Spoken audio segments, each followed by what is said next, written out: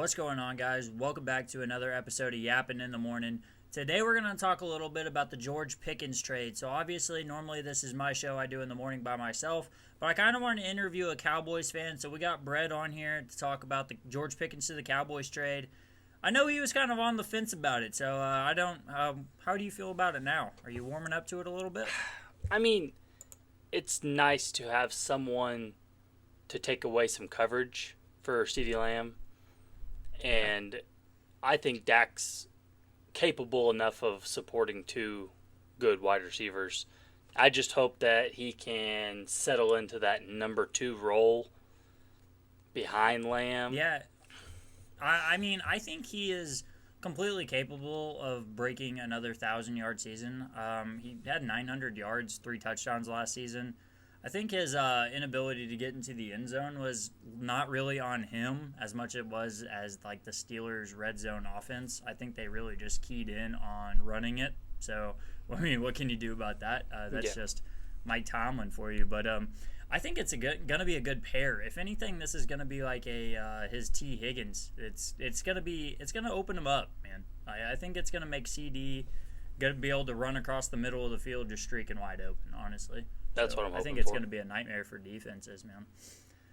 So kind of piggybacking off of that, I want to talk about wide receiver duos in the NFL right now because that obviously makes a brand new wide receiver duo that we can talk about as like one that's possibly top 5. I personally have them top 5. We can get into the exact ranking of them, but I'm curious. Let's talk about the 6 through 10 rankings first. Coming in on my number 6, I have Justin Jefferson and Jordan Addison. I didn't have them into the top 5. I know Justin Jefferson really carries that workload, and he kind of makes up for Jordan Addison probably being a top 25 guy at best. Yeah. But J. Jett as being 1, that kind of helps. So, I mean, I can see them being at my number 5 spot over who I have at number 5. But that's just kind of where I have them right now. Yeah, same. I have them in the same spot. Okay, yeah, I didn't know. Because you did make a short not too long ago, and I think you did have them at your number 5 spot, so I didn't know if we were going to. Well, that was before the Pickens trade. Yeah, before the Pickens trade, it knocked them down 1. Yeah, but through number CD. 7 for me, I have the Lions with Amon-Ra St. Brown and J-Mo. That's same. Yeah. Did you go 2 for 2 there? Yeah. That's kind of gnarly. Yeah, I mean, like, I really do think Amon-Ra St. Brown carries this one. If J-Mo can get a little more consistent, like if he can start putting up more consistent games, because he will go for $122 touchdowns and then next week get 8 targets, 0 catches. Like, it's just, he is so hard to start in fantasy. You almost have to start him every week and hope he gives you a 20 ball, or he's probably going to put up like 1. So it's hard to move them up as a duo whenever J-Mo just isn't very consistent on the field. Yeah, he had 1,000 yards this year. Yeah, but like I said, like some games he would go for like 120, 150, just put up massive numbers, and then other games just nothing. 58 catches for 1,000 yards. I mean, that's your deep threat guys, though. I mean, you'll have that. Mm-hmm. Dude will catch a fucking 75-yard touchdown and disappear for the rest of the half. Like, just kind of the way he's drawn up. This next one's where we're going to separate. I guarantee it. I don't think so. I have the Bucks. Mike Evans, Chris Godwin. See, I had them 1 spot below. I have them at 9. Okay, well, I mean, that's... At 9, I had the Bears and DJ Moore, Romo Dunze. I didn't get them in my top 10, and I should have over my 10th team. And I'm assuming my 8th team you don't even have on your list. Who's your 8th team? BTJ and Travis Hunter. Okay, that was my 10. Okay. So I want to see more from Travis Hunter, but I absolutely love this duo. Yeah. I do. I think they have possibility to go top 5. So I'm assuming you don't have McLaurin and Debo. Nope, and it's because I just don't. McLaurin by himself, I think he's a top 15 guy. Yeah. A lot of Commanders fans were really digging in on you on your post today Top 10, especially on the YouTube shorts, man. I mean, they were all over that one for McLaurin not being top 10. But I mean, we got 2 30-year-old receivers, man. Yep. Like, yep. it's like, yeah, like, yes, they're both talented, but I think we're just a little past prime. That's all. Yeah. Like, it's just, are they?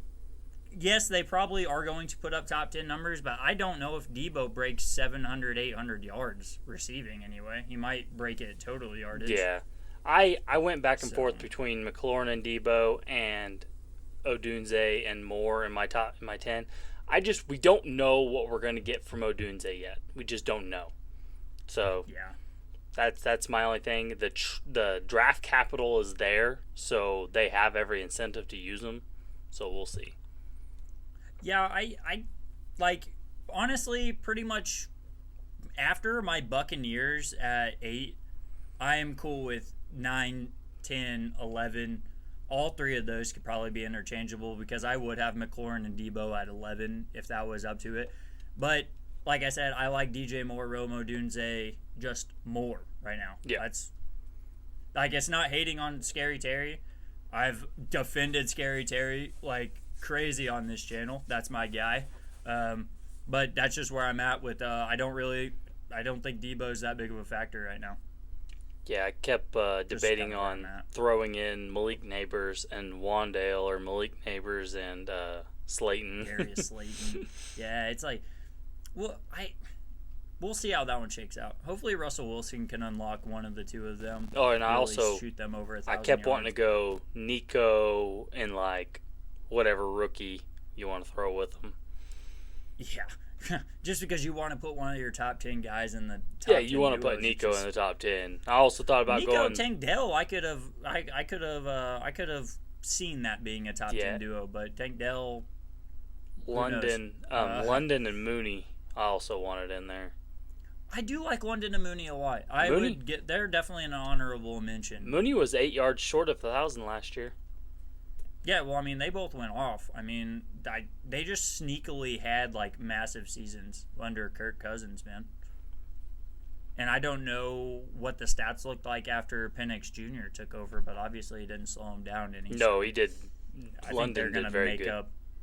Yeah, I think they're gonna have pretty big seasons coming up ahead. My number 5 spot, I have Tyreek Hill and Jalen Waddle. Obviously, 2025 stats were super underwhelming, but I think these are both arguably, like, Tyreek Hill, top 10, arguably. Jalen Waddle, top 20, no doubter. Yep. He had a bad season, but he's a 1,000-yard receiver, dude. Like, pretty consistently up until this year, he was breaking the 1,000. And Tyreek Hill, I don't have to defend him at all. We all know what Tyreek Hill is capable of. So that's why I have him at the 5 spot. And I think that one, like, I just don't really think it's, you can argue Jalen Waddle isn't at the same level, but I would probably take Jalen Waddle before Jordan Addison or J-Mo. And that's, like, I just like his versatility a lot more. I like to preach that T. Higgins is the best wide receiver too in the NFL, but I don't know. I like Jalen Waddle a lot. Well, you see Jalen Waddle whenever he's completely healthy. He's a great route runner. He isn't just a slot receiver where he can't run deep. He's got a whole package. He's definitely like on Devonta Smith level wide receiver too. Yeah, like very good wide receiver twos. But I still think T. Higgins is the number 1 wide receiver too. I agree with you on that. I'll let you die on that hill. Who do you have on 5? Hill and Waddle. Oh, okay, sweet. So we probably got the same number 4 then too, with being CeeDee Lamb and George Pickens. Yes, I debated on swapping 4 and 5 pick, but I like Lamb a lot more than I like Hill or Waddle. So yeah, I mean, massive seasons again from I don't know if it was a George Pickens career year numbers wise, but he had a great year. 900 yards, obviously, like we talked about, only 3 touchdowns. CeeDee Lamb, 1194, 6 touchdowns, just cookie cutter. Missed a couple games. Year. Yeah, I mean, like what, season best 2 years ago, 14 hundo, something like that. No, it was last year. That's what I was saying, like 2 years ago. Oh yeah, 2023, 1,750 yards. Oh, I knew it was up there, but damn, I knew it was a monster. 2022 was the 1,400-yard season. God damn. Yeah. Yeah, last year, cookie cutter CeeDee Lamb successful season, dude. Yeah, last year he was the number 1 fantasy wide receiver. Yeah, dude, 2023. absolute fucking beast. Yeah, 2 years ago. we gotta start. 2 years ago I gotta already. start realizing that one, reeling that one back. My number 3, I'm pretty happy with it still. A lot of people are underrating the shit out of Devontae Adams. I don't get it. He's still putting up massive numbers, but I have the Rams with Puka Nacua and Devontae Adams. Puka Nacua obviously missed some games because of injury. Still 10 yards shy of 1,000 yards. Devontae Adams probably had his 18th year with 1,000 yards broken. Dude, just absolute monster. I still think he's got a lot in the tank. I still think he's probably got 2 years of good football over there. So I have them at 3. Yeah, even you're underrating them. I've got them at 2. Okay, that's fair. I don't think I'm underrating them that bad. No, so no, I'm guessing not you at all. have A.J. Brown, Devonta Smitty here. At 3, yep. My big thing about Devonta Smith is I don't think he's broken 1,000 yards yet. I honestly Might have to fact check me there. I don't think he has, I was about to pull that up when I was looking at it because I think he missed 2 games this season, but he only had 833 yards. But he did have 8 touchdowns, so that's still a big season for fantasy football. But I don't know that he's been super successful yardage wise. But we always like to dog Jalen Hurts as a passer. Yeah. But he still he still gets AJ Brown the ball. AJ Brown obviously broke 1,000 yards, not a whole lot over it, only 1,079 this last year, but 7 TDs, still had a big season for a wide receiver one. So this was actually a career low receiving yards For AJ Brown, yeah. Or no, for Devonta Smith. I believe that. Yep. I just thought he was bouncing around the 900 yards. No, well, yeah, 916 2021, 1,200 in 2022, 1,066 in 2023. Okay, so yeah, he had a big 2022. I'm underrating him a little bit. Yeah. I still like them at the number 2 spot, though. Absolute monsters. I think Devontae Smith could be a wide receiver 1 on a bunch of teams. I don't like his build. But yeah, but it's hard to hate on his build whenever he puts up the stats, man. Whenever he's just in there getting in the cut, he breaks people off, man. He's just a beast, man.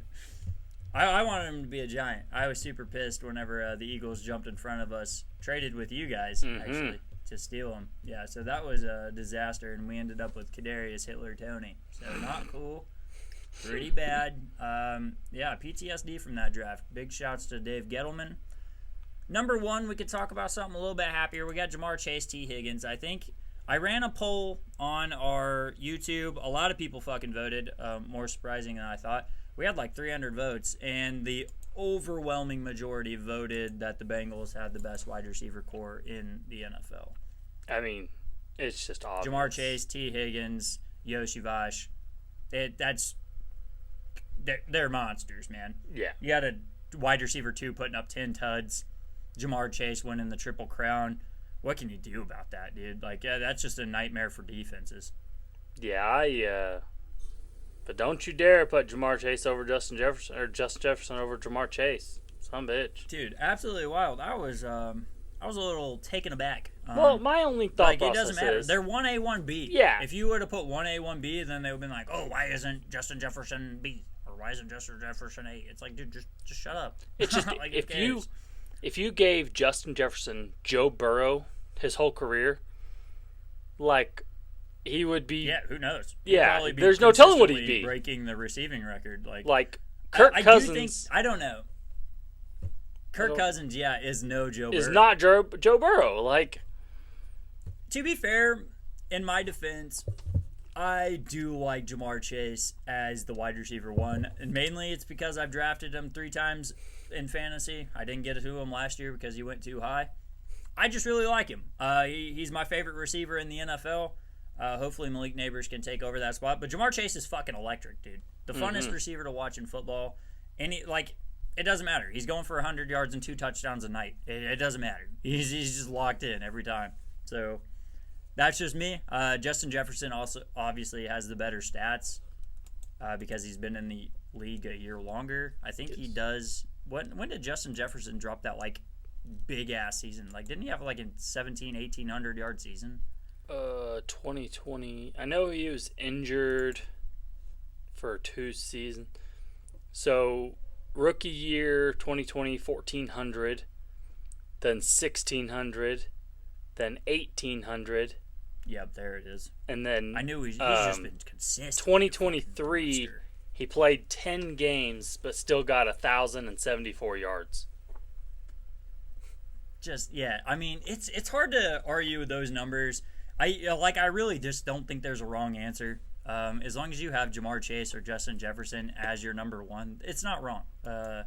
In my mind, they're 1A, 1B, like I said. Absolutely. I just don't think you can be wrong there. Just absolute monsters, man. So that's I'm done talking about receivers. You cool? Yeah, fuck them. All right, guys. Thank you guys for tuning in. Go ahead and drop a like if you enjoyed, and we will see you guys next time.